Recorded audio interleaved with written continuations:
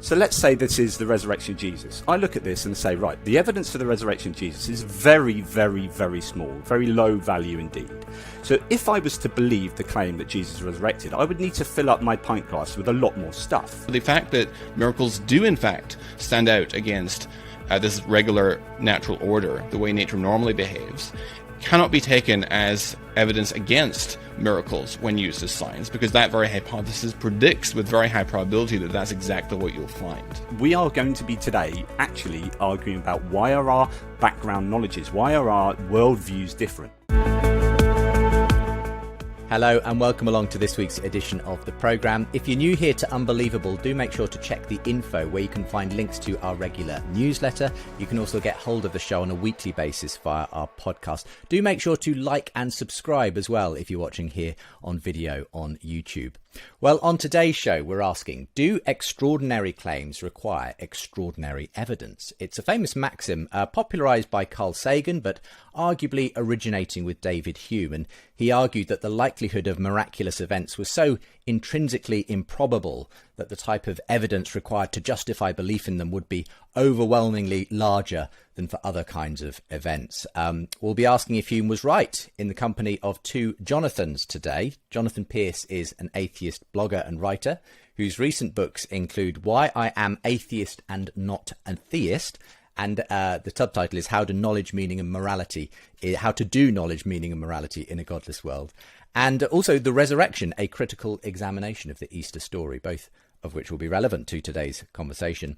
Jonathan McLatchie is a Christian apologist with a background in biology. He's recently established a new resource called talkaboutdoubts.com, which aims to help Christians who are experiencing doubts or deconstruction to talk about it one-to-one with another Christian thinker.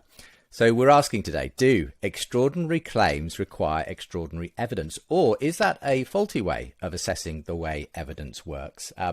This one, I think, is inevitably going to be a bit philosophical, but we'll try to keep it user-friendly, explaining any complex terms as we go along. So welcome along, Jonathan Pearce and Jonathan McLatchie. And because you're both very confusingly called Jonathan today, I'm going to use acronyms, JM for Jonathan McLatchie, JP for Jonathan Pearce. So JP, first of all, welcome along. Welcome back. It's been just over a year, I think, since you were last with us doing a debate on the Nativity with Lydia McGrew, I think, was the last time you appeared. Tell us what you've been up to in the last year. I know you seem to be prodigious in terms of the book writing. You've got another one, I think, due to appear shortly, but tell us what you've been working on recently. Well, thank you for inviting me on. Hopefully it will be an absolute pleasure. Last time I was on, I was debating the Nativity, a critical examination with Lydia McGrew, and I'm writing a trilogy of books whereby I've since brought out the Resurrection, a critical examination of the Easter story that we'll be debating in applying the maxim today. Which I think, I'm really proud of that book. It's had loads of great endorsements. And I also brought out a book called Why I Am Atheist and Not a Theist, a nice bit of wordplay there, which is about building up my worldview from the bottom up. And again, that's something that's pretty relevant for today, which is, what are we bringing to the table? How are we constructing our worldview? And are we starting from the bottom, stripping everything back and then starting from the bottom and working upwards to then arrive at a conclusion? Or are we starting at a conclusion and trying to backfill?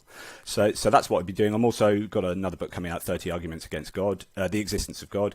And also I'm working on the third part of the trilogy, which is The Exodus, a critical examination of the Moses story, which is also possibly relevant because I wouldn't mind mentioning some of the Old Testament miracles today, or the Hebrew Bible miracles. So that's what I've been doing. Thank you. Do you want to speak to JM now? I was going to say all of those sound really interesting, and who knows, maybe we could get you back on for the Exodus one, because I've been wanting to redo the Exodus story. I'm co-writing that with an archaeologist, so actually it should be good. Oh well, that sounds fascinating. Well, thanks for coming back, Jonathan JP, for today's purpose of today's show. JM, Jonathan McLatchie, also a welcome back to you. It's been probably a little longer since we had you on the show. So tell us what life is like for you at the moment. I know you've been very busy. You've got married, I think, probably since the last time we had you on, and living in the US at the moment. So tell us what life is looking like for you. Right. So thanks so much, Justin, for having me on again. It's a pleasure to be here.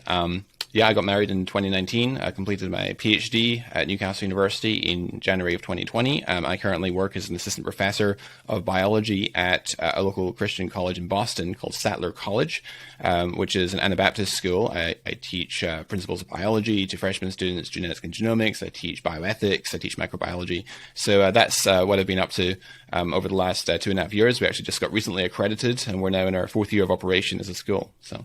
Wonderful. Tell me about talkaboutdoubts.com. What's that all about?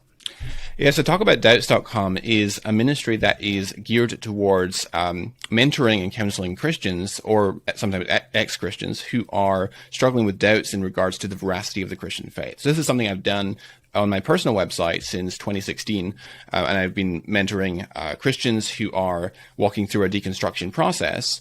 I've typically had on average 1 or 2 requests a week through my personal website, and more recently I thought that it would be a good idea to bring in other scholars and experts in different fields and push the advertising for this sort of project more and get more uptake, which I wouldn't be able to handle all by myself. But we have a team so far of more than 30 scholars and experts in various fields. We have some big names associated with our team. We have Dr. Timothy McGrew, who's been on Unbelievable before a couple of times. We've got Dr. Stephen Meyer of the Discovery Institute, who's involved, and Dr. Luke Barnes, who's also been on this show before.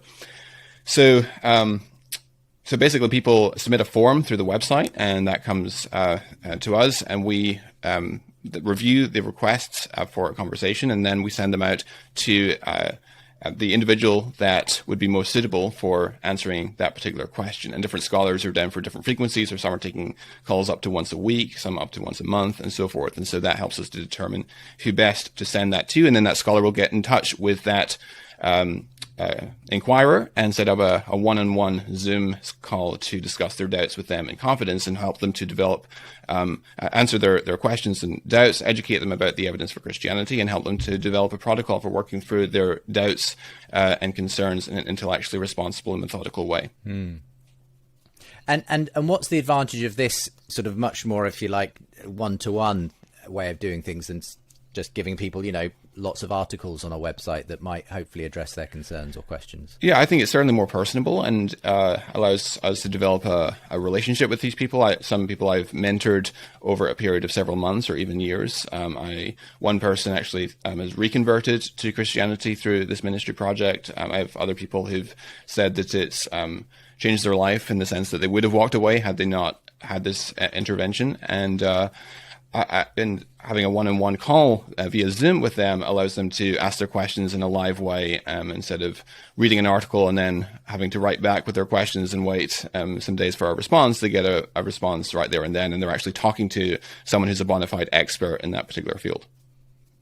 Well, it's quite a remarkable project to have taken on. Talkaboutdoubts.com. Just be interested in JM, in JP even, in your response to that. What do you make of this particular project? Actually, I did want to say something to that, which is it sounds very much like William Lane Craig's Reasonable Faith website, but it's more democratic. So it's instead of saying you have some kind of authoritarian figure of William Lane Craig just delivering his views on everything, or his team, because he has a team, but actually I quite like the idea that no, this question will be best answered by this particular person. So it's sending it to the right person for the job.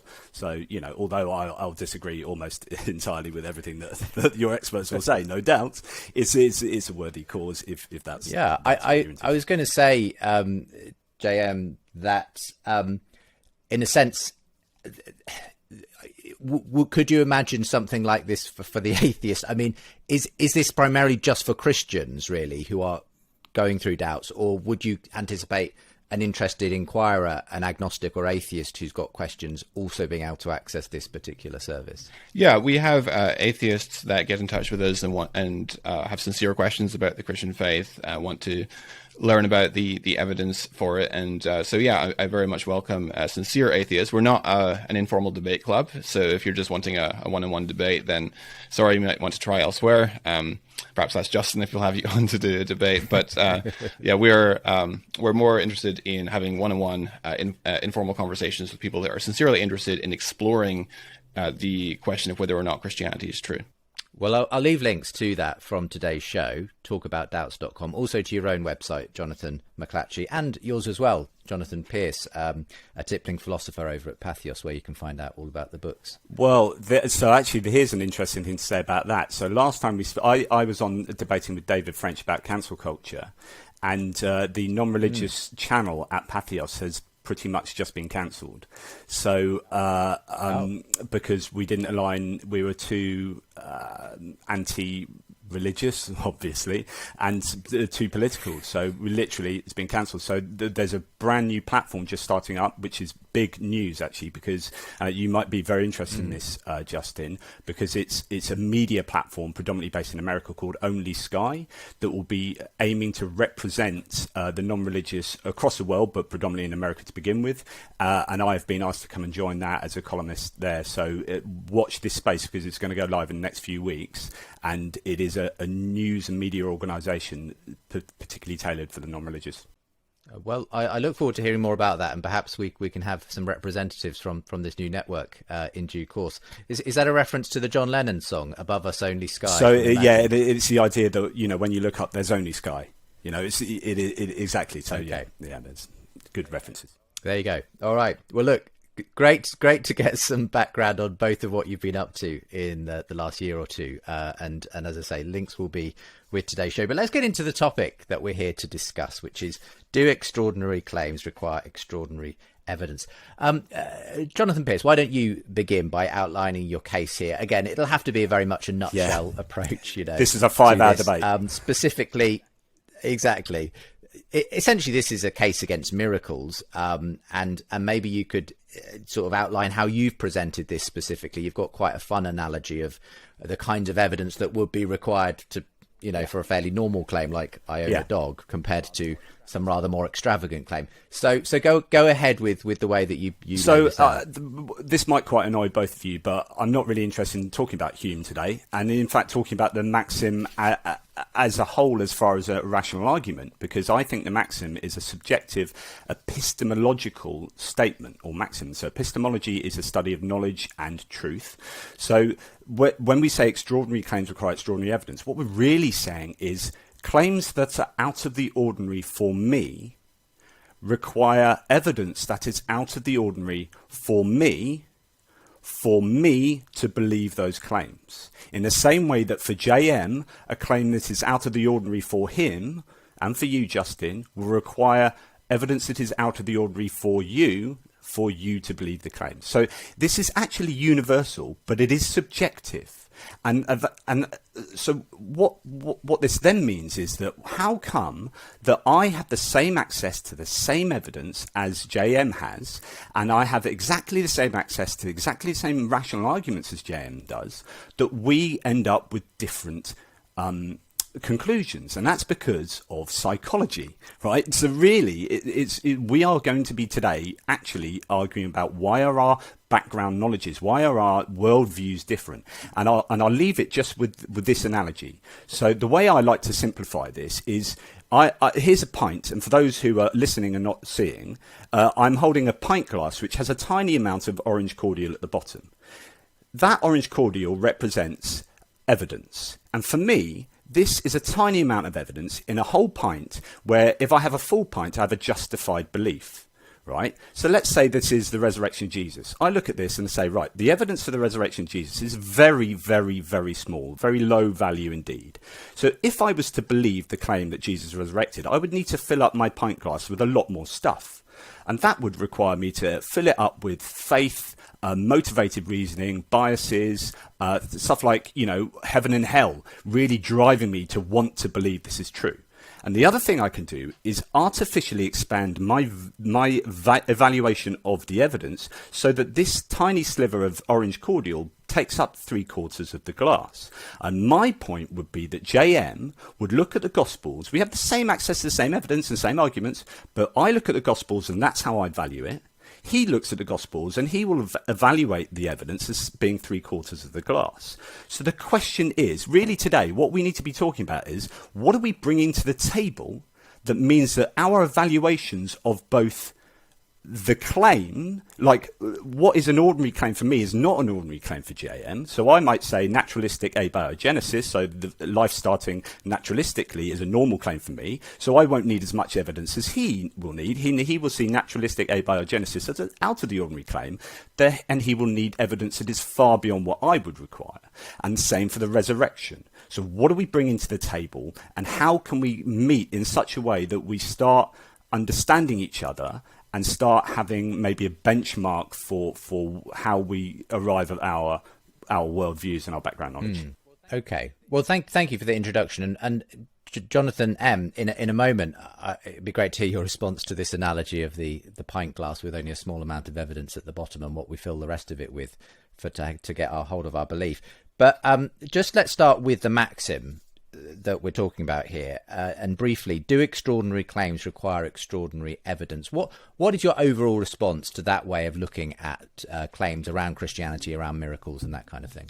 So it's certainly true that the amount of evidence that will be deemed sufficient to justify belief in a propositional claim will inversely correlate with the prior probability. So as the prior probability declines, the amount of evidence that you need to provide sufficient justification for a belief will increase. So what do we mean by prior probability? So that's a probability theory term. It's a term used in Bayesian statistics, and prior probability basically denotes the probability of a proposition being true before you've looked at the new data, just based on the background information alone. So the prior probability just takes into account what you know in the background before you've looked at the new evidence that you are considering. Now, what do we mean by the concept of evidence? I think it's very important to define what we actually mean by evidence, what counts as evidence. And as a Bayesian, I would define evidence as a likelihood ratio, which measures the strength of a particular piece of evidence. And I know Jonathan would agree with this, or at least that's my impression from reading his work, that the evidence can be expressed as the probability of that evidence existing given the hypothesis is true versus the probability of that evidence existing given the hypothesis is false. So we talk in Bayesian probability theory in terms of a Bayes factor. So a Bayes factor of 3, for example, means that evidence is 3 times more likely to exist given your hypothesis is true than given its falsity. Now, to say that something is evidence for a particular hypothesis does not commit you to saying that hypothesis is true. You can say that there's evidence for a hypothesis that you believe is false. And what is incumbent upon us is to adjudicate where does the balance of evidence lie. Are there more numerous and more substantive objections to believing a proposition, or more substantive and more numerous objections to not believing a proposition? The way that I would tend to make a case for things like the resurrection and other aspects of the Christian faith would be as a cumulative argument, where no one of the individual pieces of evidence is individually sufficient to establish and justify the conclusion, but taken cumulatively because the evidence is multiplied together. If you have 2 pieces of evidence, each with a Bayes factor of 10, for example, that's a cumulative Bayes factor of 100, right? 10 times 10. And so the evidences begin to multiply and accumulate very, very rapidly. What do you make of this particular analogy Jonathan Pearce has of the pint glass? And essentially his view is that there's, you're all looking at the same evidence for something like the resurrection, and in his view it's a very small amount of evidence at the bottom of the glass, and that all kinds of other factors, psychological factors, your commitment to Christianity, whatever it might be, sort of effectively fill up the rest of the glass to make it sort of possible for you to or believe expand expand the evidence itself. Yeah, or both.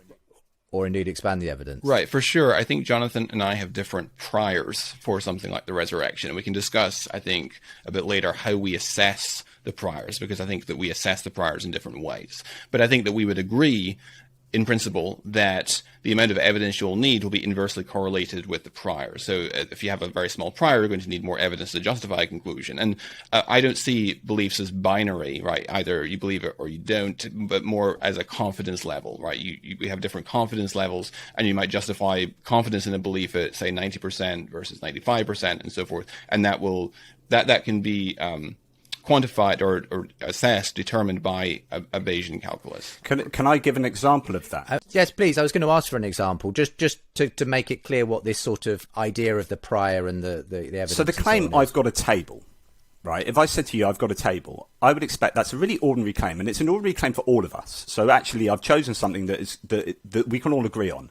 So our background knowledge is that most people own tables. He's claimed he's got a table. I will believe that, which has a very high prior probability of being true, which means that most people have tables. Therefore, someone claiming they've got a table is likely to be true, irrespective of the evidence he presents. And the evidence I presented to you is simply verbal testimony. I've just said I've got a table, and I can guarantee you'd be prepared to believe me.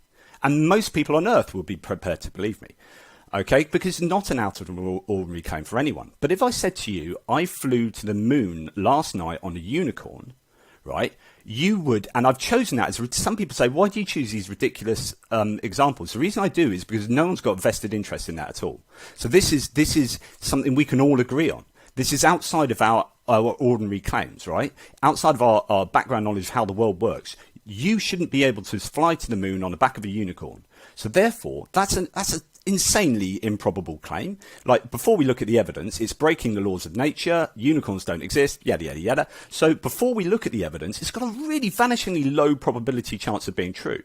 So in order to overcome, this is what JM was saying, in order to overcome that very low prior probability, you have to have really high posteriors. You have to have really high evidential really high levels and qualities of evidence to overcome the low prior.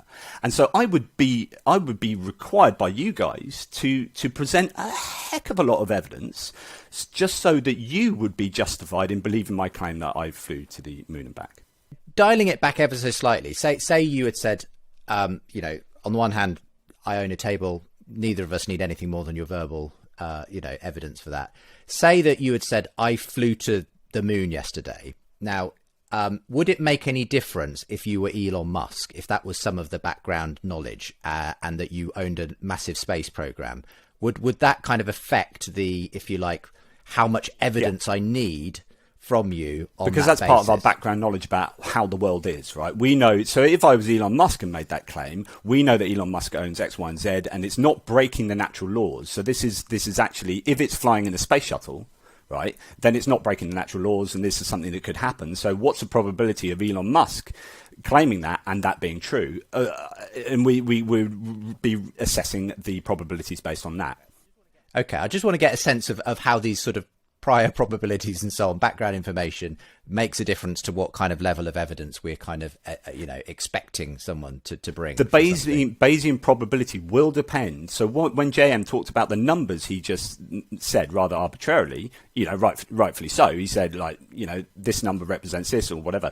That will depend on your background knowledge. And this is why I think that's the most important thing to talk about, is how do we arrive at our background knowledge? Because that will determine your Bayesian probability analyses. Okay, so some responses to all of this, Jonathan M. Yeah, I agree with that in principle. And I think the crux of the debate then is how do you assess the priors, which I think will be the point of contention between us.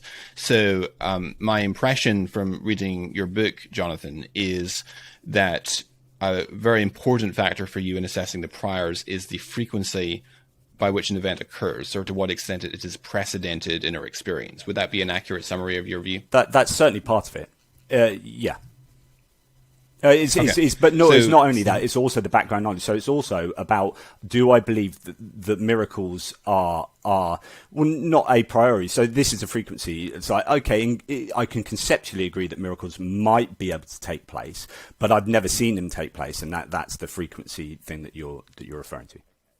Okay, so what's the relevance of that for you, Jonathan McLatchie, the frequency issue that JP says? Yeah, so I don't consider a frequentist approach to be a very helpful tool in assessing the prior probability of a miracle claim when the miracle claim is understood to function as an authenticating sign, as it is in both the Old and New Testament. So in both the Old and New Testament, the purpose for which miracles are wrought is to authenticate a messenger. So you see this, for example, in the Old Testament, in Deuteronomy 18, for example, Moses tells the people that you can evaluate and assess, adjudicate whether someone really speaks from God by virtue of to what extent he is consistently accurate in forecasting the future. And we see this as miracles used in this way with Moses, for example, as well as an authenticating sign before Pharaoh. In the New Testament, you see Jesus, for example, in Matthew 11, John the Baptist sends disciples to Jesus asking, "Are you the one we're expecting, or should we be looking for another?" And Jesus says to John the Baptist's disciples, "Go back to John, tell him what you see and hear. The blind receive their sight, the deaf hear, the lame walk, lepers are cleansed," and so forth. In other words, go back and tell him about the authenticating signs. John even uses that expression, signs, and says that these signs are written about so that you might believe that Jesus is the Christ and therefore have life in his name. And so if miracles are to function as signs, then they have to stand out against a regular natural order. They have to deviate from the normal course of nature. And so the hypothesis that God has used miracles as authenticating signs predicts very strongly that they will stand out against the normal course of nature, go against the way that nature behaves if left to itself. And so the fact that miracles do in fact stand out against this regular natural order, the way nature normally behaves, cannot be taken as evidence against miracles when used as signs, because that very hypothesis predicts with very high probability that that's exactly what you'll find.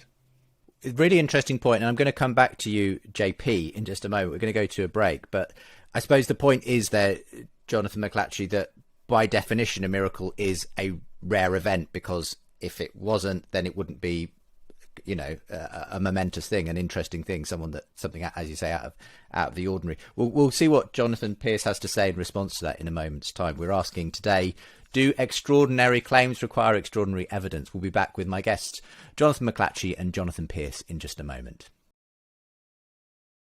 Have you ever found yourself tongue-tied when someone asks you, is there evidence for God? What about suffering?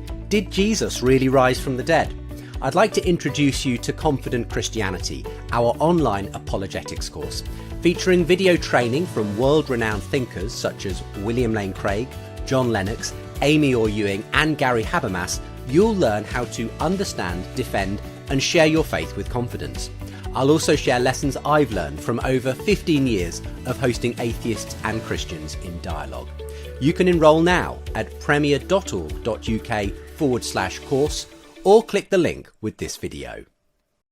Welcome back to the show. Bit of a philosophical debate today, but one which hinges on things like miracles, claims of extraordinary events in the Old and New Testament, particularly, of course, the resurrection. That's one I'm sure we'll talk about in the course of today's show. Do extraordinary claims require extraordinary evidence? My guests are Jonathan Pearce and Jonathan McLatchie. Talkaboutdoubts.com is the new website from Jonathan McLatchie, and he's here to talk about the doubts that many people have, obviously, around things like the resurrection, extraordinary claims of miracles and so on, with Jonathan Pearce, who's a writer, and again, some of his books available from the links with today's show. So in that last segment, Jonathan Pearce, Jonathan McLatchie saying, to say that, you know, to say that the reason that, you know, miracles are unlikely is because of how infrequently they occur or supposedly occur, the fact that you haven't seen one yourself and so on. Well, that is just a factor of miracles. They are unusual because by nature they're there to do something unusual, and therefore that can't be used as evidence against their existence. What's your view on that? I think in what he was saying, he presupposes the truth of the claim that God exists, and B, he presupposes the truth of these other miracles and signs in particularly the Old Testament, which I think is hugely problematic. And in fact, you speak to any Hebrew Bible scholar now, I mean, go and speak to someone like Joel Baden and say, do you think prophecies were predictive? And he'll say, no, they were written ex eventu, which means prophecies. No serious Hebrew scholar, evangelical Christians are a different thing, but no serious Hebrew scholar thinks that there was any kind of prophetic writing going on in the Old Testament, and it was written after the fact to supposedly prophesy an event. But I also would, I'd be questioning basically the history of the Hebrew Bible entirely. So when he talks about Moses, I don't think Moses existed as a person. So I think it's really problematic. I mean, there's no historical evidence that Moses existed. You look at the Elephantine papyri, which are from the 400s BCE, and these are these hundreds of early Jewish documents, and they have no reference to the Torah, no reference to any names in the Torah. We've got no reference to any of the stories, Exodus, anything. It looks like the Hebrew Bible was written pretty darned late, and none of it is particularly historically defensible or archaeologically so. So anyway, the point is that I think, and Jonathan's done this in a couple of essays he's written on this topic, and he says the truth of the resurrection is given a higher probability given the truth of the virgin birth, and that's given a higher probability given or the resurrection given the truth of Isaiah 53:10, and given the truth of all these Old Testament things. And I'd say, hang on, you're saying something that I think has got a very low probability is more likely to be true because of something else that's got even lower probability. And something else that's got even lower probability, and it's the turtles all the way down. And I think it's the whole framework. It's like the Gospels as a whole or the Bible as a whole that needs to be stripped away, start again. What do we know historically? Well, let's put that back to you then, JM. So this is where we're talking about sort of whether something that is improbable, like someone coming back to life, whether it's made more probable by some of the background knowledge. And just for the sake of, those who are watching and listening, just sketch out some of the reasons why, for instance, in the case of the resurrection of Jesus, you think that some of the background information does make it more likely that really did happen. And then we'll come to some of Jonathan Pearce's objections to that very background knowledge that you make claim to. Sure. Just a brief word about what Jonathan said just there.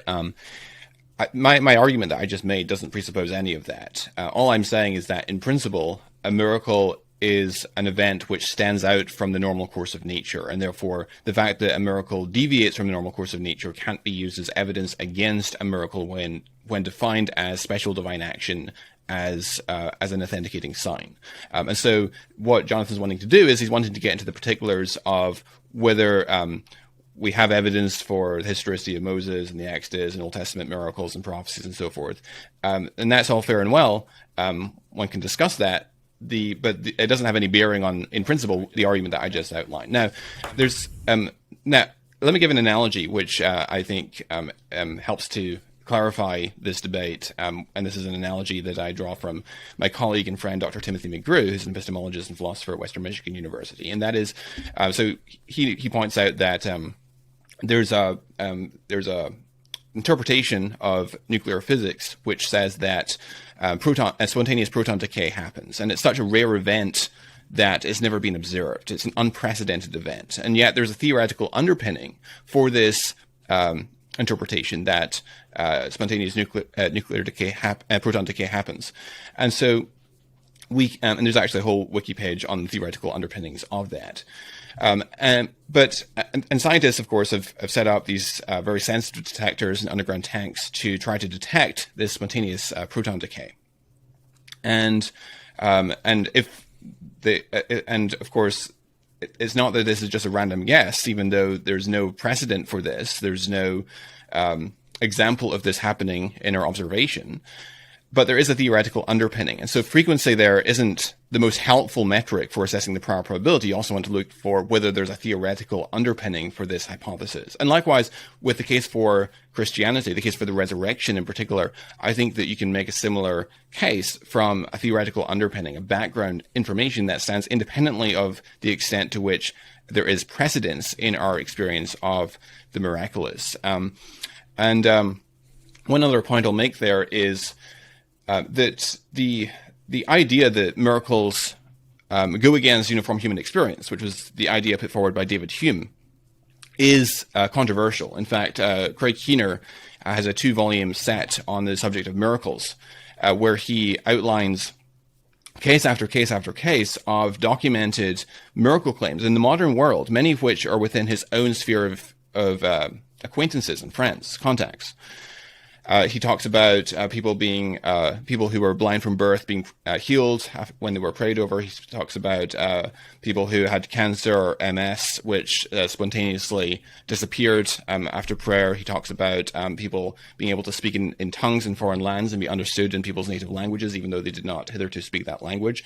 And there's so many cases and so many diverse cases, often with multiple independent attestation, and often with medical documentation, that suggests to me that although not everyone that claims to have experienced a miracle in fact has, there's enough that are credible to suggest to me cumulatively that the miracles are within the realm of human experience. And of course, one can argue against that and say, well, we can dismiss all of these miracle claims because they go against uniform human experience, but that's the very point at issue. And so it requires that you engage in circular reasoning. And then, yes, you're good. Mm-hmm. I was just going to ask, just before Jonathan Pearce comes back on this, coming back to the maxim that we started the show with, extraordinary claims require extraordinary evidence. Is it your view then that someone who says, look, Jonathan, if you want me to believe in the resurrection of Jesus Christ, I would not just need sort of, some ancient, writings in the New Testament that bear witness to it. I would need, some kind of video testimony of it. I would need something, I don't know, Jesus Christ appearing before me and telling me it really happened, or something like really extraordinary, a kind of super high level of.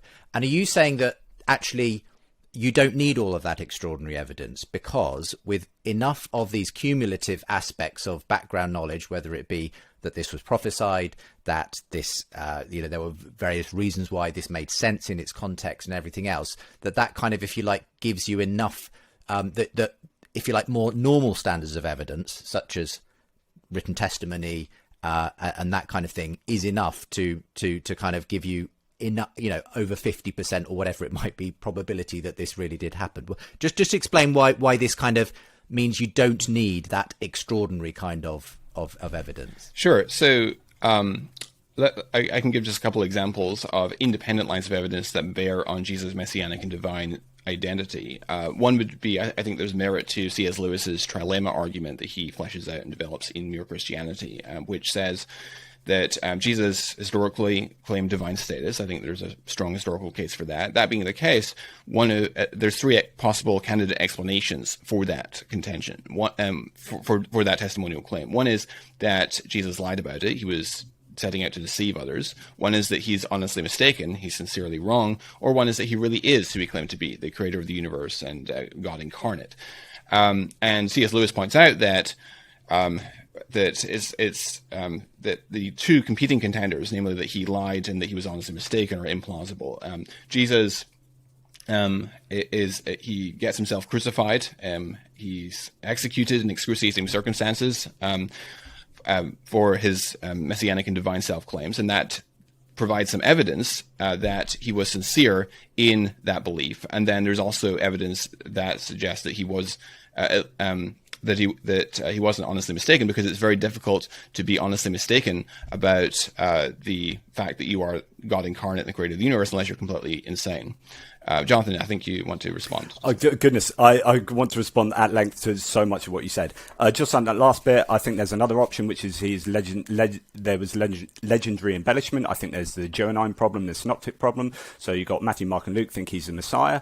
John is the only one that thinks he's actually God. And even if you do think he's a Messiah, which the Messianic age is supposed to bring about a peace to Jerusalem and peace to all of Israel, what happened after Jesus died? Jerusalem was razed and Israel has been in conflict ever since. So he's the most failed Messiah you can think of. But I think the Synoptic Gospels think he was a Messiah and not God, and think John thought after 80 years of theologizing, thought he was God. But going back to Craig Keener's miracles, huge problems with that. I mean, read Ed Babinski's chapter in the Case Against Miracles, edited by John Loftus, but just look at the claims in Craig Keener. I mean, they are so poorly attested. I remember when that book came out, I took the first claim with a biologist contributor to my then blog, and we looked at one about tubular ligation and found out that and we explained it naturalistically almost straight away. It took us like 2 hours to debunk it. But even the claims of Leo Bauer that he has in there, where there's he resurrects a baby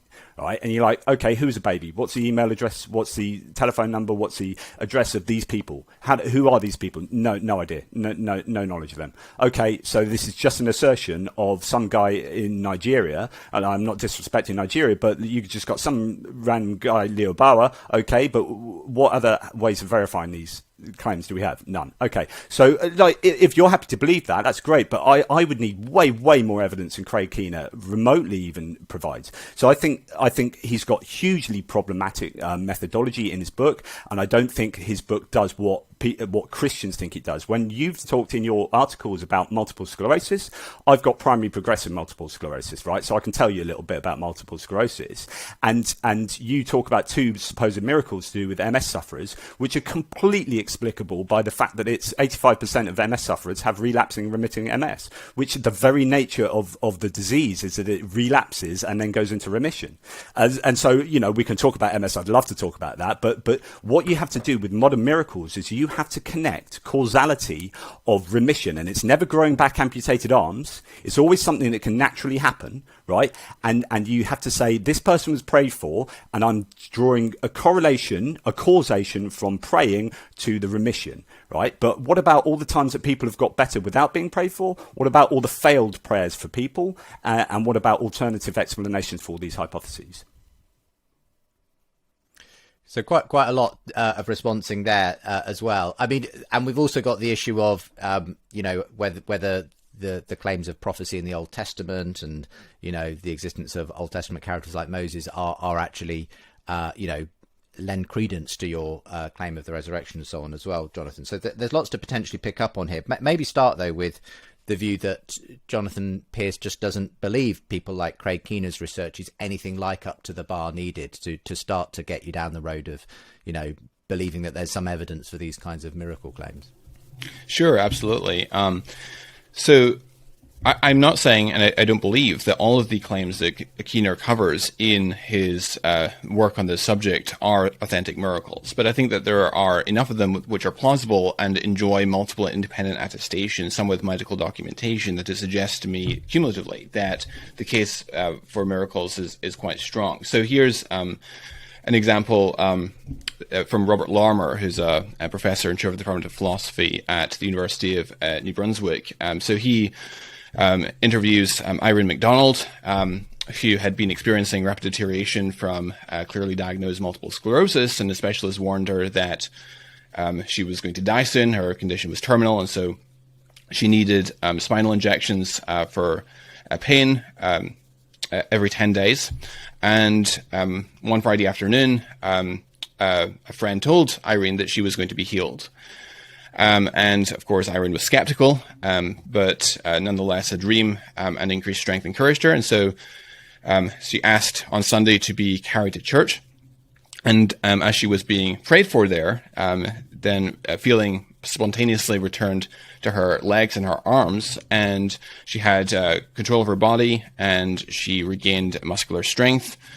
And so she walked from the church and was able to return to her pre-illness activities. And that was more than 25 years ago, but her symptoms have not relapsed. And there are other examples of that as well. I talked in my article on the subject, which listeners can find on my website, jonathanmclatchie.com/writing. I also discussed the case of Barbara Snyder, who was diagnosed with progressive multiple sclerosis. This is discussed by Lee Strobel in his book, The Case for Miracles, although it's with an interview that he conducted with Craig Keener. And Craig Keener says that he confirmed the facts with two physicians who treated her. He says, there are numerous independent witnesses to her condition and years of medical records. In fact, two of her doctors were so astounded by her case that they've written about it in books, end quote. So Barbara's condition continues to worsen, and her diagnosis was confirmed through various diagnostic tests. They conducted spinal taps. And in the 16 years that followed, Keener says her condition continued to deteriorate. She spent months in hospitals, often for pneumonia, after being unable to breathe. One half of her diaphragm was paralyzed, which made her lung non-functional. The other half was operating at less than 50%. There was a tracheostomy tube was inserted into her neck. Oxygen was pumped from canisters in her garage. She lost control of her urination and bowels. There was a catheter that was inserted into her bladder. And she was declared legally blind, unable to read, and only capable of seeing objects as grey shadows. And a feeding tube was inserted into her stomach. Optic neuritis, as part of that, optic neuritis is a hallmark of relapsing remitting multiple sclerosis. So I've got progressive. You don't generally get optic neuritis, which is where you can go blind and then you regain your sight. So I know literally probably 100 people that have lost their sight and regained it. Like it's just part of MS, right? Which is why I have to apply for specific driving licenses and whatnot, right? Okay, everything you're describing is also explicable naturalistically, okay? But what's happening is I've got loads of problems with this, which is partly all the sources for these two cases seem to be Christian sources. I've struggled to find any sources, medical sources that recount all of these, but also these are explicable naturalistically. What I'd like to know is two things. When has God healed an amputee? And also, I think these what I call sporadic miracles are evidence against God, because it shows that God is cherry picking certain people. He's saying, do you know what? You're a quadriplegic. You've been faith healed by your church, so I'm going to make you walk, right? So he sends this miracle and this guy can walk. Bill Kent can walk, right? But at the same time, all you other quadriplegics around the world, I'm not going to do anything for you. Do you know all you people with COVID, you can die? Do you know all the people with malaria, you can die? You know that tsunami of 240,000 people? I'm going to make this person with MS over there, get better, but that can be explained naturalistically. But I'll let them get better, but I'll allow 240,000 people to die in a tsunami. So you were thinking, what is going on here? That you can cherry pick these instances and also ignore all the other times when people have got better from MS, but without being prayed for and without a miracle. Ignore all them, ignore all the other unanswered prayers of people that didn't get better when they were prayed for, and cherry pick these ones and connect. It's a correlation fallacy and connect causality to that and say, look, God's made this sign, but that sign is more important than 240,000 people dying in a tsunami. I just find that really, really, and the evidence just isn't good enough. Like, sure, give me all the medical evidence for Barbara Snyder and for Irene McDonald. I want all the medical evidence before I can assess that claim properly. I mean, it sounds though, Jonathan P., that you're willing to, in principle, believe that these people did get better. You just say it's explicable by normal, by if you know MS, it's yeah. massively variable, right. And it's literally called relapsing remitting MS. Okay, what then, Jonathan M., makes you feel that actually there is a miraculous explanation for these particular things? They weren't just things that happened in the natural course of time. So Barbara Snyder was in hospice care at home. She had been told that she was going to die soon. So Strobel explains in the book that by 1981 she'd been able to walk. Hadn't been able to walk for 7 years. She was confined to bed. Her body twisted like a pretzel into a fetal position. Her hands were permanently flexed to the point that her fingers nearly touched her wrists. Her feet was locked in a downward position. Marshall explained to her fairly that it was just a matter of time before she would die. They agreed not to do any heroics, including CPR or further hospitalization to keep her alive. This would only prolong the inevitable. Barbara entered hospice care in her home with a life expectancy of less than 6 months, end quote. So a caller informed a radio station of the Moody Bible Institute about Barbara's story, and a request was made for listeners to pray for her. And Barbara's church received some 450 letters from Christians indicating that they were praying for Barbara. And in 1981, on Pentecost Sunday, Barbara's aunt was reading to Barbara some of the letters that they had received offering prayers for her healing, joined by two other friends. And Barbara reportedly heard a male voice speak from behind her, "My child, get up and walk." And according to Marshall, who was one of the doctors, Barbara felt compelled to do immediately what she was divinely instructed. So she literally jumped out of bed and removed her oxygen. She was standing on legs that had not supported her for years. Her vision was back, and she was no longer short of breath, even without her oxygen. Her contractions were gone, and she could move her feet and hands freely. And so that same evening, there was a worship gathering at her church where her illness was widely known about. And when the pastor asked if there were any announcements, she walks forward to the astonishment of the congregation. And the following day, there was the doctors conducted a chest X-ray, which confirmed that her lungs were perfectly normal, and the collapsed lung was completely expanded, and the intestine that had been vented to the abdominal wall was reconnected normally, and so she was restored to full health. And so that. Do you know the frequency of all the times in history that people have got better from a condition without being prayed for? Because what you really need to do is show that this one time when there was prayer and they got better, right, is categorically different from all the times through history that people have had illnesses and got better. Like, no matter how bad that illness is, that they've got better, but without being prayed for. Because what you're doing is you're counting the hits and ignoring the misses. So to me, this is, until you can show that data, I don't think you're justified in believing it's a miracle, because you're committing the correlation fallacy. Or the God of the gaps. I don't understand how she got better, but I'm assuming it must be God. Yeah, so two things. So first of all, in regards to the cherry picking allegation, that I only focus on those cases where there is documentable answer to prayer and ignore the misses.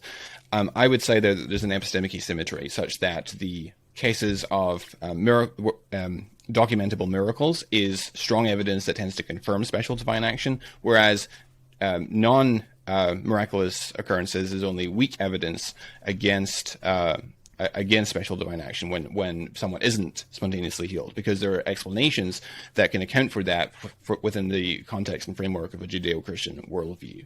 And we know from the Bible that God doesn't always answer prayers, and God works in different people's experience in different ways, and there are reasons that God has for that. But what about when miracles take place? I mean, the double standards accusation. So when you have miracles, and this is a really, really important point. So when you look at miracles that happen in Islam or in other cultures that are non-Judeo-Christian, so modern miracles, or indeed Islamic miracles from the Quran, like the 6 miracles of Muhammad. But when you look at modern miracles, your threshold for believing them for evidence is much, much higher, because that's without your worldview. So you're happy to believe Judeo-Christian miracles where people have prayed to your God and your followers have got better. But what about when this happens in another religion? Yeah, so I've tried to look into miracle testimonies in other religions. I haven't found any literature which does the same work that Keener has done in regards to Christian miracles. If you have one, I'd really like to read it, but to this point, I'm not aware of any. But is that to deny that miracles happen in any other religion? And well, even like gurus like Satya Sai Baba, who's got better attested miracles than Jesus, but none of us believe them. Okay, so even supposing that there are miracles in other religions, that still would point to a supernatural realm. So you could say that there are demonic spirits involved, for example. And in any case, if there's a spiritual realm, then that undermines your case against the prior probability in the case of Jesus' resurrection. In the case of Sai Baba, I think there's a difference between, say, materializing a watch, which was the sort of miracles that Sai Baba would perform, versus a claim like the resurrection of Jesus, where... No. Yeah. Well, no, because I've had this exact argument before when someone said, "Oh, these are just little ones." And yes, okay, maybe to Jesus, because Jesus is God incarnate in human form. But as far as a miracle is concerned, if you're gonna materialize a watch, you are breaking the laws of nature as we know it. Like, that is literally, if that genuinely happened tomorrow in India, Satya Sai Baba generally did that, he has broken what we know about physics, right? So that is a massive deal. Like, I know it sounds, oh, he's just materializing watch. That would literally break our fundamental understanding of the universe. The point so it is pretty big. The point of comparison I was trying to make with the resurrection is not the importance of the event. The point of comparison was rather that it's a lot more difficult to be honestly mistaken about observing your friend come back from the dead, especially given the polymodal or multisensory character of the resurrection encounters, where Jesus appears to not just individuals but groups of people on multiple occasions in different contexts, with appointment, without prior appointment, and it involves multiple sensory modes, including group conversations, physical contact. It's extended across a 40-day time period. He has long discourses with his followers, such as the Emmaus disciples and the 12. He is across a 40-day time period, so it's not one brief and confusing episode. That's very difficult to be honestly mistaken about, much more so than, say, materializing a watch, which can be done by a sleight of hand. Okay, so let's concentrate on them. So in the case of the resurrection, right, and you have Jesus appearing to 500, the total evidence that we have for that claim of the dead dying and rising God, man, spirit, appearing to 500 people is like 2 lines in a letter that a religious leader sends to some new converts in order to convince them to believe what he believes, right? And it's like, it is, oh yeah, Jesus appeared to 500, some of them are dead, some of them are still alive. But you're in Corinth and you can't even verify this. There's no way that you're going to be able to verify this claim. You have no desire to verify it, and I'm not providing any evidence other than a mere assertion that Jesus appeared to 500, which is better explained by a mistranslation of the appearance, and in fact it's Pentecost and there's a really good analysis. So there's an alternative hypothesis that is far more likely, but you are not justified. I would claim that even as a Christian with your background knowledge, you are still not justified in believing Paul's claim that Jesus appeared to 500. But before we get a response to that, Jonathan McLatchie, and I'd like to hear responses to the other issues that Jonathan Pearce has raised as well around the background sort of information that you think makes the resurrection more likely in terms of fulfilled prophecy and other aspects. So we'll get into some of those specifics in just a moment's time. And in the final part of today's show, I also want to ask what sort of evidence would convince Jonathan Pearce in a resurrection. And we'll come to that, I'm sure, in a moment. So you're listening to a special show, Unbelievable, asking, do extraordinary claims require extraordinary evidence? We'll be back in a moment. For more conversations between Christians and skeptics, subscribe to the Unbelievable podcast. And for more updates and bonus content, sign up to the Unbelievable newsletter. Proper old atheist Christian debate on the show today. Do extraordinary claims require extraordinary evidence, we've been asking. And we've been particularly looking at modern miracle claims. We've been looking at the central claim of Christianity, the resurrection, something probably we'll do again around Easter this year. But Jonathan Pearce is an atheist blogger and writer. His books, like The Resurrection, A Critical Examination of the Easter Story, are his way of showing why he believes that these kind of miracle claims do not stand up to scrutiny. Jonathan McLatchie is a Christian apologist with a background in biology who's done a lot of work in this area as well. His new resource is called talkaboutdoubts.com.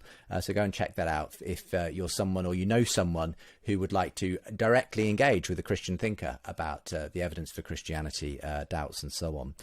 I'll make sure there are links to both my guests, but you can find Jonathan Pearce through a new network that's coming soon, very soon, I believe, called... what's it called again? Only Sky. Only Sky. And Jonathan McLatchie is at jonathanmclatchie.com as well. Okay, Jonathan McLatchie in this case. Just come back on some of this, because obviously every time you give reasons, from the Bible, either the New Testament or the Old Testament, some of this background information about why you think there is good reason to take these sorts of miracle accounts seriously, especially the resurrection. Every time Jonathan Pearce says, well, look, I just don't think you've got the evidence you think you've got there, or the background information, because these prophetic accounts were all made up after the fact. There's no historical evidence, archaeological evidence for the existence of many characters in the Old Testament. And the New Testament, you're dealing with just one, in that instance of, the claim of 500 witnesses to the resurrection, just one line from a letter from Paul to the Corinthians, which could arguably be interpreted in a different way. All of this stuff. So, there's a lot there. Where would you go with the fact that just every moment, if you like, Jonathan Pearce just weighs that background evidence very differently to you? Right, and I'll say this is only able to scratch the surface, because as these conversations progress, the number of things you need to talk about increases, doesn't decrease. So, that's a good point. There's a lot that could be responded to here, and I'm sure Jonathan Pearce feels the same way. But in regards to the background information, I mentioned earlier the trilemma argument, which is a background consideration in regards to the messianic and divine identity of Jesus. I disagree with some of what Pearce said in response to that particular contention. I think that all four of the synoptic gospels affirm the deity of Christ. I could unpack that in a lot of detail, but it would take up some time, so I'll not distract from our current purpose. But I've written extensively on this. I've also done debates that are just focused on that topic, so you can check that out. In regards to other types of background evidence, as Justin alluded to, I would argue from messianic prophecy, or the phenomenon of what I sometimes call messianic convergence, which is where you have events which correlate in the Gospels with Old Testament features and background in ways that are surprising on the chance of coincidence. And there's a number of examples for that. I'll just give 2 or 3. One that is fairly indisputable, in fact, is that Christianity became established as a worldwide global religion, and that's something which is predicted in Isaiah 49, Isaiah 42, and elsewhere in the Old Testament, that forecast that the Messiah will bring a recognition of the God of Israel to representatives of all nations, that the Messiah will be a light to the Gentiles, that God's salvation will reach to the ends of the earth. Now, Jesus uniquely has brought representatives of all nations to a recognition of the God of Israel. And so that, in my opinion, is not sufficient grounds to think that Christianity is true, but it does provide evidence by virtue of the fact that it's more probable or better predicted on the hypothesis that Jesus is the Messiah than on its falsehood. Another example would be that Jesus' death coincides with the Feast of Passover. So Jesus dies on Nisan 15th, according to all four Gospels. I know Pearce disputes that in his book, but I would argue that he's in error. And the background to the Feast of Passover, if you look at the Old Testament, is that the Jews were to select a lamb, which they were to slaughter, and then they would smear the blood of that lamb on the doorposts of their homes, just as they were leaving Egypt. This is the last of the 10 plagues of Egypt in the Exodus account.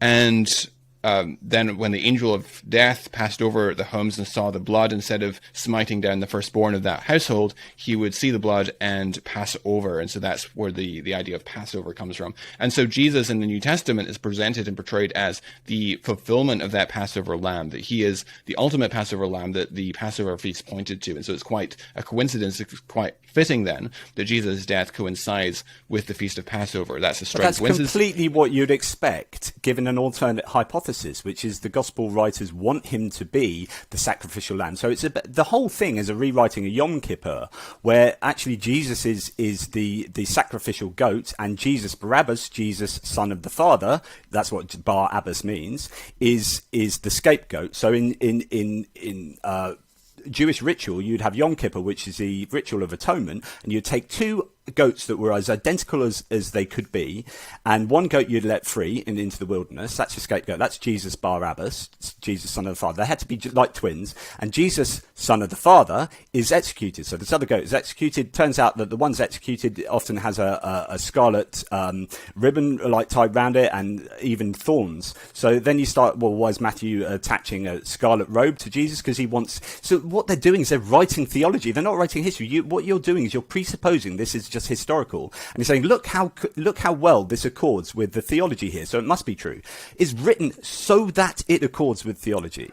Like, what you want to look at are things like the historically verifiable claims. I want to ask Jonathan McLatchie, whether he agrees with you on that, because another point of view, I suppose, Jonathan McLatchie, is that Jonathan Pearce is presupposing that it was all created, invented after the fact to fulfill messianic prophecy. Your view, obviously, is that no, in fact, there are various events that could not have been orchestrated, or things and so on, that were being honestly historically reported. So why do you think that's the more likely sort of piece of evidence we're looking at than Jonathan Pearce's view that this was all effectively theology written after the fact? So, for sure, I think that we need to look at the Gospels as a whole to determine, are they holistically reliable? And I think that the evidence overwhelmingly suggests that the Gospels and Acts are written by individuals who are close up to the facts, they're well-informed and habitually truthful. And we can look at particular details regarding Jesus' crucifixion, and it's the crucifixion is just anchored in it being Nisan 15th. So, for example, if we... But you're using the Gospels to prove the Gospels. You're presupposing the truth of the Gospels. Well, I think that's legitimate. I'm not presupposing the truth, but I am using the Gospels as evidence for the reliability of the Gospels, sure. So written 40 to 80 years by non-eyewitness. We don't know who the authors were. We don't know where they wrote it. We don't know when they wrote it, although we can guess. They're ex post facto agendas, which means they already believe there's a Messiah. Then they're writing about the accounts of their lives. They are writing in order to propagandize, to persuade the audience of certain things. They use no historiographical techniques at all that are recognizable, other than Luke occasionally mentions some people that existed and some places that existed, and you can't verify the claims, and they weren't verified. So it's just such low-level evidence. Yeah, sorry. Go ahead, Jonathan McLatchie. Sure. So this is a very lengthy discussion, and as I said before, the number of things that we want to discuss increases over time, doesn't decrease. But I think that the Gospels and Acts are demonstrably reliable. I think you can confirm the gospel reliability by looking at hallmarks of verisimilitude, such as undesigned coincidences, which I've written a lot about. I'm sure Jonathan is familiar with that argument. Extra biblical corroborations of the gospel accounts. Jonathan Pearce mentioned the literary techniques that he says that the Gospels don't employ, and this is also an argument he makes in his book, and I think that this is very a weak argument. I can give an example. So one of the arguments, for instance, and he gets this from Richard Carrier, is that Luke doesn't cite his sources, and this was a very common ancient technique, was to cite your sources. And none of them cite their sources. Exactly. So if we look at some of these other ancient sources, such as Thucydides, for example, in his Peloponnesian War, here's a quote from Thucydides, who says, with reference to the speeches in this history, some were delivered before the war began, others while it was going on.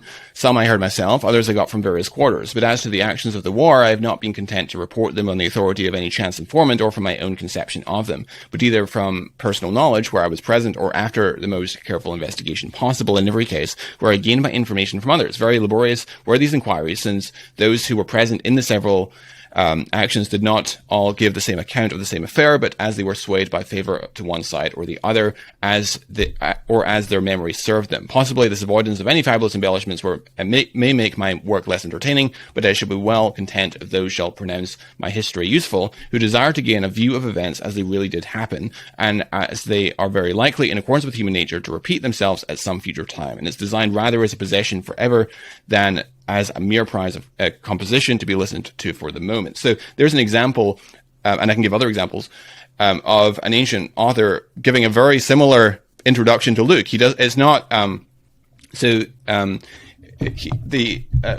we find both Thucydides as well as Dionysius of Halicarnassus doing very much what Luke does.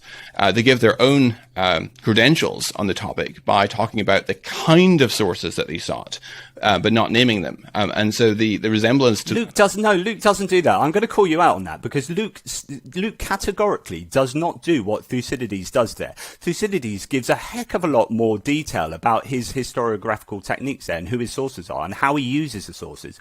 Luke says this has been passed down, blah, blah, blah, but it says nothing nearly so long as what you've just said, or of the same quality of you just said. And Thucydides also admits that he makes up speeches. He says that, I think it's what was broadly it's in the spirit of what they said, whereas none of the Gospels, which are jam-packed full of speech. You tell me any history book in ancient time that has speech that we think is accurate. Who was there writing it down? What, I don't know. No, I would just have to disagree with that. I'm sorry. So I think that has a striking resemblance to the prologue that we find in Luke. Luke says, inasmuch as many have undertaken to compile a narrative of things that have been accomplished among us, just as those who from the beginning were eyewitnesses and ministers of the word have delivered them to us, it seemed good to me also, having followed all things closely for some time past, to write an orderly account for you, most excellent Theophilus, that you may have certainty concerning the things that you have been taught. So just like Thucydides, he doesn't name his sources, but he does indicate the type of sources that he's used in constructing his account. It's about a tenth of the length and didn't have nearly as many of the claims. I mean, it's interesting because what happens, so with Thucydides, though, is we look at extra Thucydides accounts outside of Thucydides to see what corroborates his claims, right? With let's take Matthew 28. So you've got zombie saints parading around Jerusalem, so which is interesting because Jesus isn't the first fruits of the resurrection. You've already got resurrected saints that apparently Matthew says were seen by many in Jerusalem. You've got an earthquake, you've got 3 hours of darkness, and you've got the renting of the temple veil in the Holy of Holies, right? All of those are magnificently incredible claims. And none of them are attested to outside of Matthew, barely. Well, at least the zombies and the earthquake are Matthew only. Otherwise, it's just a couple of the Gospels attest these things. And you're telling me that Josephus wouldn't report the fact that dead zombies paraded around Jerusalem and many saw these dead zombies, and that the Holy of Holies, the temple veil, is this most sacrosanct relic or artifact in Jewish in the Jewish religion, and to think that was ripped in two and not reported by any Jew outside of the Gospels, which are all 4 codependent texts, are really based on Mark. with embellishments, I think that's what I have problems with, which is this is not the level of evidence that we should expect. There's another whole bag of things to potentially respond to there, Jonathan. I'm aware of time is getting away from us, and I am also interested in hearing a response to this 500 witnesses objection as well from Jonathan Pearce. But okay, what about some of these claims around the Passion story, the rising of the saints, the ripping of the temple curtain? Where do you go with the fact that for Jonathan Pearce, given that it's only mentioned in this one source, it's not a reliable piece of evidence? Right, sure. And this is, of course, a species of the argument from silence, which I think is a very, very weak historical argument.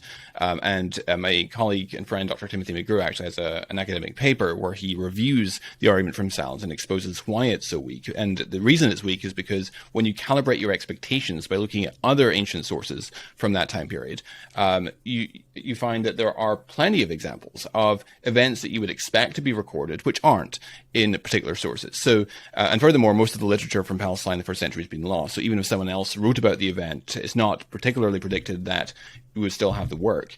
And I can give here's just a couple examples of things that we have very good reason to think happened, but ancient sources pass over them in detail, even though you would expect them to talk about them. Josephus and Philo both pass over. Do they break the laws of nature, though? Let me finish. So Josephus and Philo both pass over the expulsion of the Jews from Rome by Claudius in silence, though it's mentioned by the 2nd century Roman historian Suetonius, and is also mentioned in passing in Acts 18, verse 2.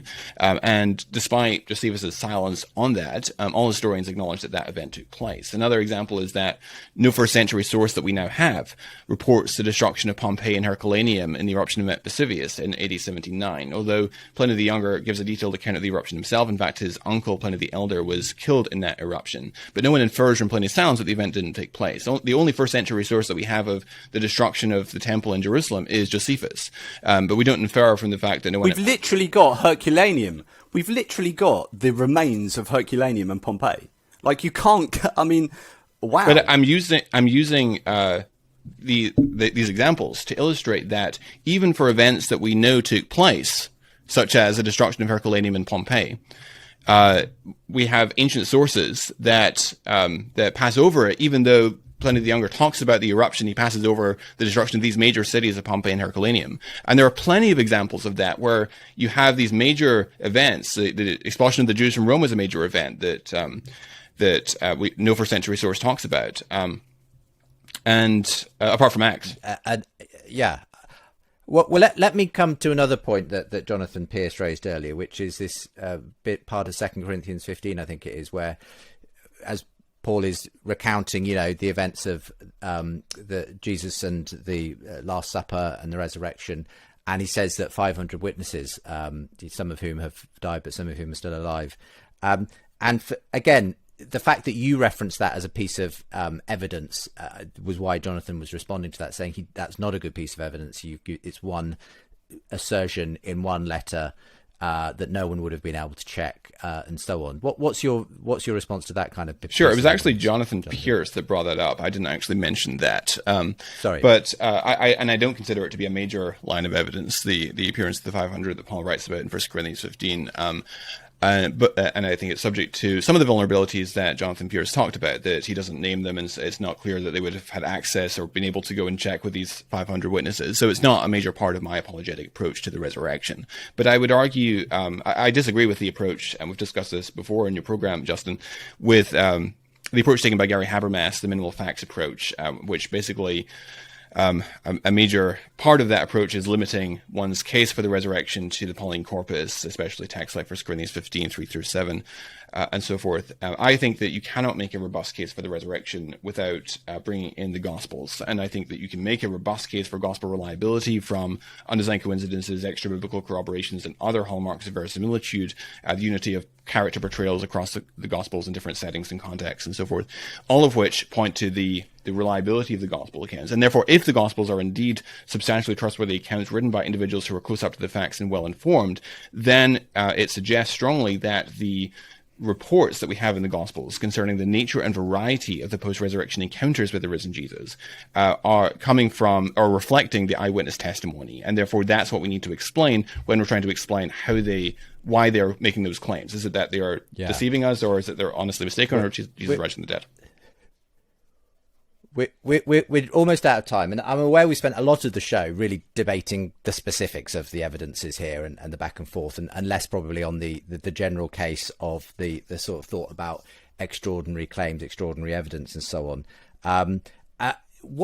Just briefly, Jonathan Pearce, if you were to be convinced that Jesus had risen from the dead, is there any kind of evidence, that could convince you at this point, or is it sort of something that's in the past now and therefore intrinsically impossible for you to sort of be convinced about? So there's a really good question. And the simple answer is I don't know, because of something called doxastic involuntarism. So this is in philosophy. There's a bit of jargon there. It's the fact that when we assent to a proposition, when we believe something, we don't do it voluntarily. So if I asked either of you, the moon is, if I say the moon is made of cheese, can you believe that the moon is made of cheese?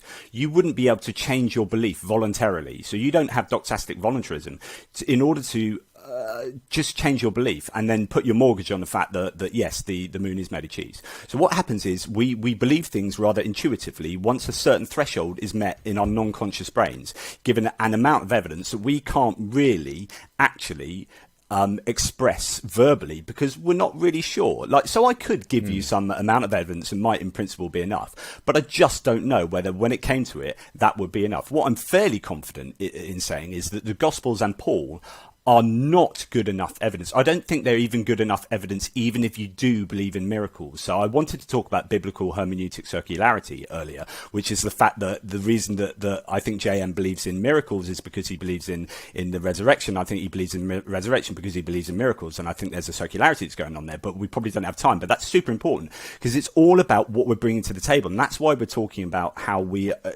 did get onto the Gospels and how reliable they are, because that's where this goes. Where this goes is, why is it that I think the Gospels are this good and he thinks they're that good? And this, so I'm happy we got here, and JM's absolutely right. There's like 50 million more questions to answer. Yes, there are indeed. I mean, and as for you, Jonathan McLatchie, do you think that this particular phrase, this maxim, extraordinary claims require extraordinary evidence, has been used to simply, I don't know, bat away? Skeptics have used it to bat away really having to deal with the evidence full stop, because they set the bar, in a sense, can set the bar so high that they don't have to deal with any kind of claim. Right, absolutely. Any proposition with a non-zero prior probability, that is to say that it doesn't entail some sort of logical incoherence, can in principle be demonstrated if you have sufficient evidence. And any miracle claim, no matter how improbable, can in principle be demonstrated with sufficient testimonial evidence, because testimony is a form of evidence, and if you have enough of it, then the improbability of the testimony will eventually become greater than the improbability of the miracle. But I think the key bone of contention between myself and Jonathan is how we assess the prior probability. And of course, there's a lot of background assumptions, and this is one of the weaknesses, I think, of doing debates like this in such a short time frame, is that there's very little common ground between myself and Jonathan, and so we have to start a way back at an earlier point. I obviously do think that you can make a robust case that the Gospels are substantially reliable and close up to the facts. Jonathan doesn't think that, but to discuss that would require a whole debate in itself. And the same with a lot of the things that we've only been able to scratch the surface on today. He mentioned that there's a circular argument at play, and I don't think that is the case. I think that, first of all, as I said, the prior probability of a miracle is non-zero unless you can show some sort of logical incoherence, and so it can be demonstrated with evidence even if the prior probability is very low. And secondly, I think that there is evidence that informs our background considerations, such as the miracle testimonies documented by Keener and others, the evidence bearing on Jesus' messianic and divine identity that's independent of the resurrection bears on our background considerations. The fact that the resurrection is something that's prophesied in Isaiah 53:10, and Jesus, of course, claims that the resurrection will be his own the vindication of his messianic and divine self-claims. All of that feeds into our background considerations. So I don't think there's any circularity going on there. We're going to have to leave it there. I appreciate there's lots that Jonathan Pearce would want to respond to, even in that closing statement of yours, Jonathan McLatchie, but we will leave it there, and appreciate that. Hey, maybe we can delve into one specific aspect of this again at some point in the future, and I appreciate you. Isaiah 53, the rest of it doesn't apply to Jesus at all. Oh, well. See, we're already doing the comebacks. Maybe we'll do a proper debate on these sort of prophecies that are often used in defence of Jesus' messiahship and resurrection. But for the now, we will say goodbye. Thank you both, Jonathan M and Jonathan P, for being with me on the show today. You can find links to the books we've referenced, the articles, to talkaboutdoubts.com, and more besides with today's show. But for now, thanks both Jonathans for a great discussion. For more conversations between Christians and skeptics, subscribe to the Unbelievable podcast. And for more updates and bonus content, sign up to the Unbelievable newsletter.